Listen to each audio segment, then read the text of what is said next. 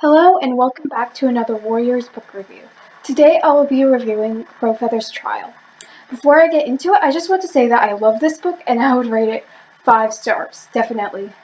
So, the first thing I thought when I read this book was, wow, this was really deep and thought-provoking and mature.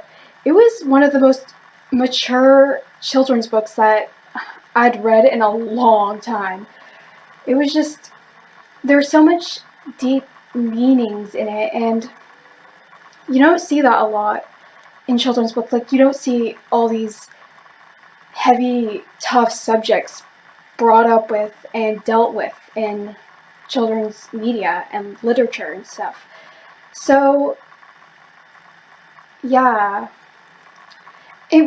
all those dark and heavy subjects, they just really interest me, especially how they're brought up in and how they're dealt with in children's literature. So this book really interested me. I admit I was a bit afraid at first because Crowfeather's not exactly a loved character in fandom, so I was kind of afraid everyone would hate it.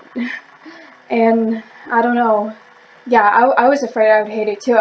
I mean, Crowfeather's, he's a really complex character, and I've always liked him, but he's never been, like, my top favorite. I will just say, though, after reading this book, he's, like, my favorite now, so this book has done a great job. Also, at making Nightcloud and Breezepelt likable. I liked both of their characters. Breezepelt's not really nice in this book. A lot of people have been saying he's, been acting out of character, but no, I couldn't really see that. He's flawed, yeah, but he's not really, like, evil. I understand why he went and trained in the Dark Forest. I mean, he does kind of, like, excuse himself, but you know what? It's fine. Breezepelt isn't perfect. Nightcloud isn't perfect either, but they're both, like, one of my favorites now. So, you know what? How could I complain? This book has been really awesome. It's just been an awesome ride. It wasn't like a page-turner, because it was more of a character-driven book. And I will say that right now. It's a very character-driven book. The characters really carry the story. There's not a ton of plot.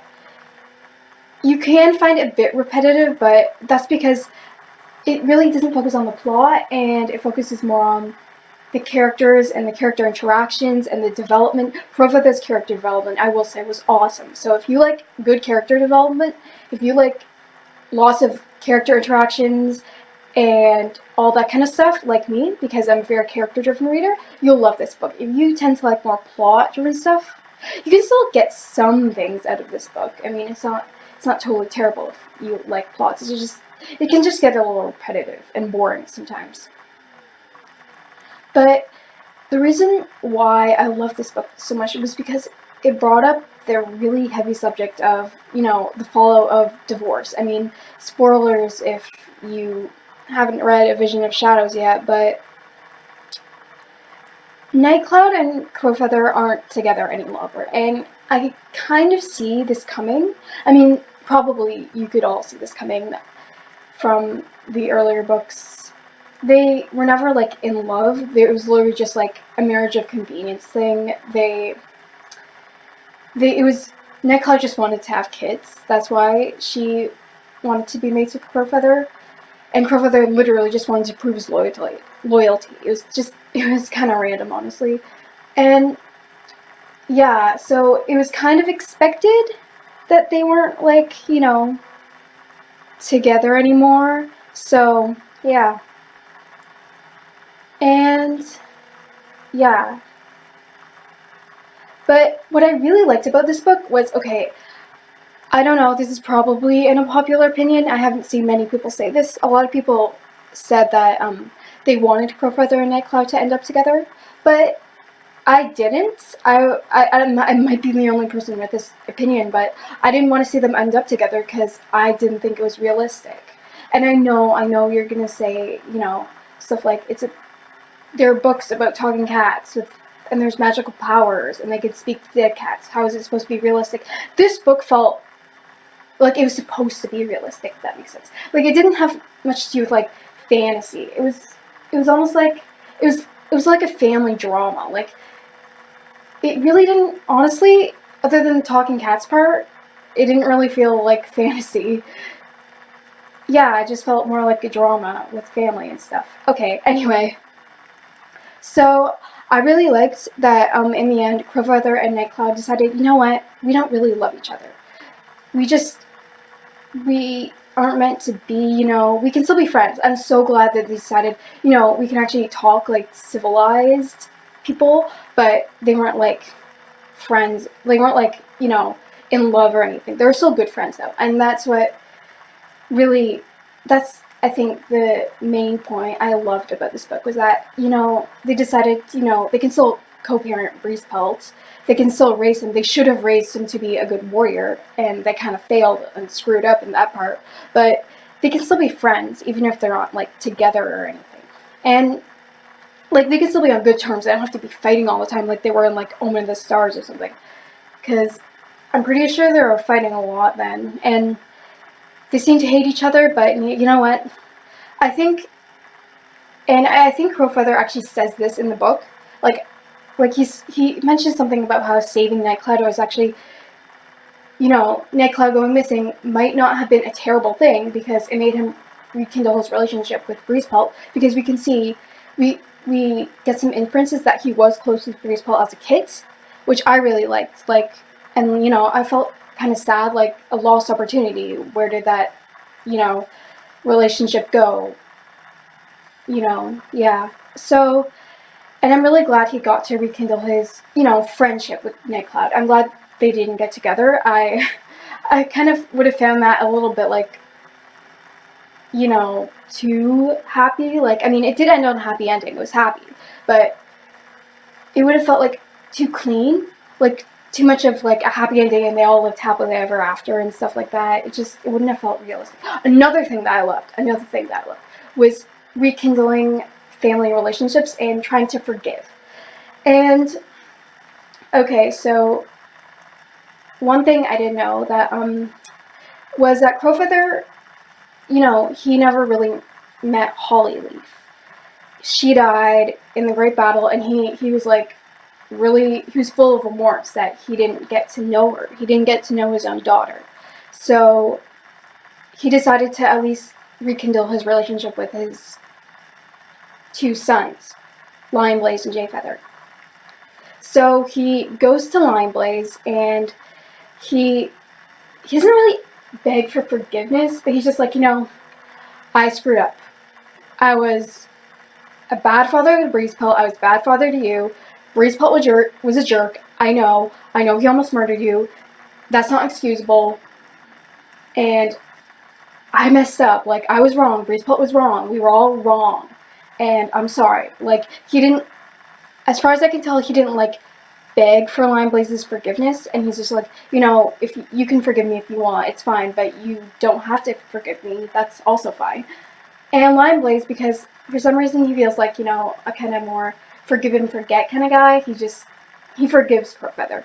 And that was nice, and that was good and fine, and I like that. That was really just a heartwarming moment. And then, by the way, at the end, in the manga, when Breezepelt and Lionblaze dip their heads to each other in respect, I was just like, yes, finally we are getting some good interactions between them, because they've been nothing but arguments and fighting and, all that kind of stuff before, and they've always had this weird little feud over, like, I'm not sure whether it was, family, like how Breezepelt thought that, Nightcloud was and Crowfeather were his only family, like Crowfeather didn't have any kids, or whether it was over, like, Heathertail or something, but I don't know.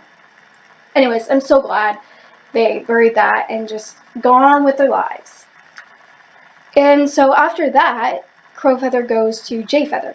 And again, he does the same thing with Lionblaze. He asks Jayfeather for forgiveness, and this is the part where I actually really liked it, and I thought it was very realistic. So Jayfeather doesn't forgive him. Jayfeather does not forgive him. He's like, you know what? Yeah, Crowfeather, you're right. You were a jerk. Breezepelt was a jerk too. You screwed up. Breezepelt tried to murder me at the moon pool. Like, Do not forget that. I think, you know what? I definitely agree with Jay Feather here. He is completely in the right to, choose to not forgive Crowfeather. Because he still remembers that Breezeball almost murdered him at the moon pool and opened the stars, so he's definitely in the right here. So anyways, Jay Feather's like, I don't forgive you, because basically Breezeball was dying in the Stoat attack. And Crowfeather went to Jay Feather to ask for help because Leafpool wasn't there and he needed these herbs right away because Breezepelt was gonna die. And Jay Feather was there and like, Breezepelt was a jerk and screwed up. And you screwed up too, Crowfeather. You're a terrible father. But you know what? I'm gonna give you these herbs anyway because even if it's Breezepelt, I don't want to see any cat die because I refuse to get these herbs because I have some sort of feud with you. So you know what?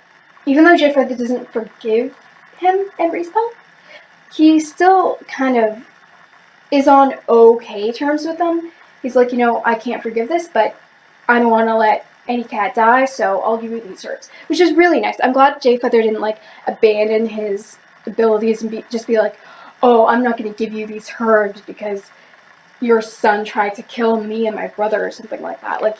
He didn't let those past problems get in the way of his job. He kind of had to keep it professional here, even though he really didn't forgive Crowfeather or Breezepelt, which I really liked. I thought that was realistic. And in the end, Jay Feather never forgives Crowfeather. We don't see anything at the end that was like, oh, sorry, Crowfeather, by the way, I forgive you now. No, Jay Feather he lets it go. He doesn't forgive Crowfeather or Breezepelt, but he is, at the same time, I don't get the feeling that he hates them. So, yeah. There was that. And so now we have to talk about the two antagonists of the book. The Stoats and One Star. And, okay, let me just talk about the Stoats first. It'll be really quick. So, the Stoats, I could see how some people think they were kind of boring, but I loved how they used, a different animal and different threat, because Stoats can be, pretty terrifying. They can be they're vicious animals. They could probably kill a cat, It's not totally unreasonable. So, I could see how people think they were boring, but I thought it was really creative to use a different animal instead of, foxes, badgers, rogues, any of the stuff that's been used 100 times before. It's getting predictable, but the Stoats were just so eerie, and it was just great. I loved how a different animal was used this time instead of making it some sort of predictable animal. I just thought that was cool. Just a little touch.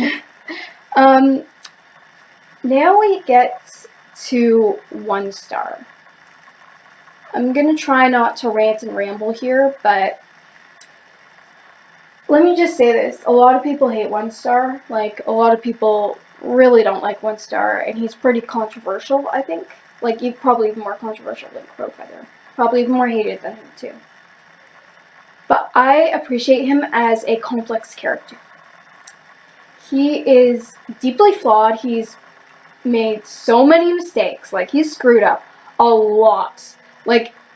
I really got irritated with him in the beginning, where he was like, Crowfeather, you should pay attention to your family. And I'm like, you didn't pay attention to your family, because I read Shattered Sky before, and, spoilers for Shattered Sky, he abandons his son and his mate, and I just didn't like that. I just felt, you know what, One Star, you already abandoned your family.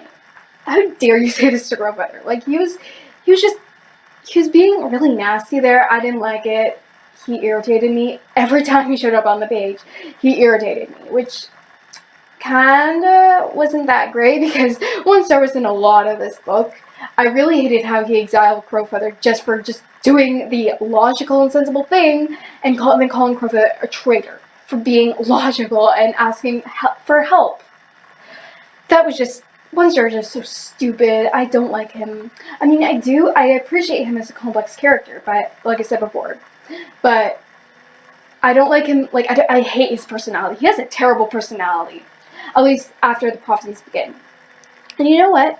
I just want to take a moment and think, like, I just want to take a moment to talk about that, because it's really not often you see, like, this nice, likable character become such a jerk and so messed up.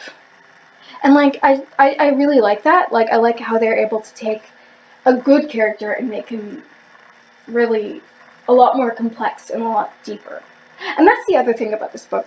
I loved how there wasn't any true villain, even though One Star could be considered a villain.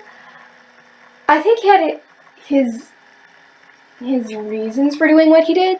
There wasn't any, like, there were antagonists, but there wasn't any, like, clear, like, evil cats. Like, these are evil cats, these are good cats. No, there wasn't anything like that. Crowfeather is very flawed. So is Breezepelt, obviously. And Nightcloud's flawed. Everyone in this book is, you know, they're flawed characters. Even the minor characters. Because, you know, they don't like Breezepelt at all. And Heathertail's the only cat who, like, stands up for Breezepelt. And I do think that Breezepelt received a good amount of backlash because, you know, he tried to murder multiple cats. So I did think all the hate against him was justified somewhat, but there were a couple of cats in this book saying that Breezepelt would be better off dead. So, like, yeah, they did not think very highly of him. And I like that. Like, I'm so glad there were cats in the clan who were like that instead of everyone just being sympathetic towards Breezepelt. And One Star was such a hypocrite, by the way. I just have to talk about him again. He was such a hypocrite. Like, he kept saying about, you know, how Breezepelt is misunderstood and should be, you know, he should be respected more. And all the cats saying that he should die, should just shut up or something like that. Like, and then he turns, seriously, he just turns, like, in a second, and then starts saying about how Breezepelt's a traitor and Crowfeather's a traitor, and they're both traitors, like, both of them, and he's just saying, he's just a hypocrite. Like, he kept saying awful things about Crowfeather and Breezepelt, but on the other hand, he was like, oh, but we shouldn't say all these hateful things against Breezepelt because he's one of our clan and he's a loyal warrior. Like, make up your mind. Which one are you going to go with? Are you going to agree with your clan or are you going to disagree with your clan? Make up your mind. But anyway, so yeah, every character in this book, it was very morally gray. I mean, there's a lot of ambiguity and stuff. Like, Crowfeather is very flawed. I'll say it again. I know, I repeat myself so much, but he makes a lot of mistakes, and he admits his mistakes, and I loved his character development. There was so much good character development in this. And yeah, it touched on so many heavy themes, topics, stuff like that, you know. Like, you know, like I said before, divorce, and how Crowfeather, Breezepelt, and Nightcloud, how they all handle it. And how Breezepelt and Nightcloud kind of handle Crowfeather having kids with a previous mate. Surprisingly, Feathertail isn't brought up a lot in this. Oh, but yeah, I love the interactions between Ashfoot and Crowfeather as a mother and son. We never got to see a ton of them in the New Prophecy books, or any of the books, really. It's just that the New Prophecy is when I can remember them being closest, but after that, it's just like their relationship is kind of forgotten about. But here, Crowfeather actually realizes that his mother cares about him, and he has so many good interactions with her, and she's so nice to him, and Ashfoot's just so awesome. I wish she was leader. I wish she was leader instead of One Star. She deserves it, really, she does. But anyway, so Crowfeather and Ashfoot, they have such a nice relationship. Ashfoot's great. She, you know, she tells Crowfeather to love, and at first I'm like, oh great, is he going to be in a relationship with Leafpool or Nightcloud? But no, she doesn't mean, like, she means love, like, love your family and stuff. And I think that's an awesome message to put it in a book, and that's just, it's really inspirational, it's awesome, I love it, and I could go on all day about this. But this video is already pretty long, so I won't. So, all in all, I love this book. Again, 5 stars, 1 star's reactions almost made me push it back to 4, but because 1 star is such a complex and great character, I couldn't. So anyway, it was a great book. It touched on many heavy themes, like, again, divorce, stuff like that, coming to love your family despite, all the flaws they could have. I mean, not to go in about it, but that's a little personal to me, so yeah, it's really great. I love a good story about family. It's just ended on such a happy, heartwarming ending. The character interactions were great. Character development's great. Oh yeah, one more thing. Bruce Pelt and Heather Tail's relationship was developed so well. It was great. I loved it. They were at first I thought it was weird because they were just randomly shoved together, but I loved how their little character interactions made for a great pairing in the end. So yeah, that's my review of Crowfeather's Trial. I really liked it. I recommend it to everyone, not just Warriors fans, but everyone in the world should read this book. It's not just a good Warriors book or a good children's book. It's just a good book in general. Everyone should read it. There are so many messages and themes in this book that everyone should just think about, and it's just so thought-provoking. I love it. So again, 5 out of 5. Not to repeat myself a lot, but it was great. I recommend it to everyone, and that's it. So I guess I'll see you all in the next one. Make sure to like, share, and subscribe. Bye!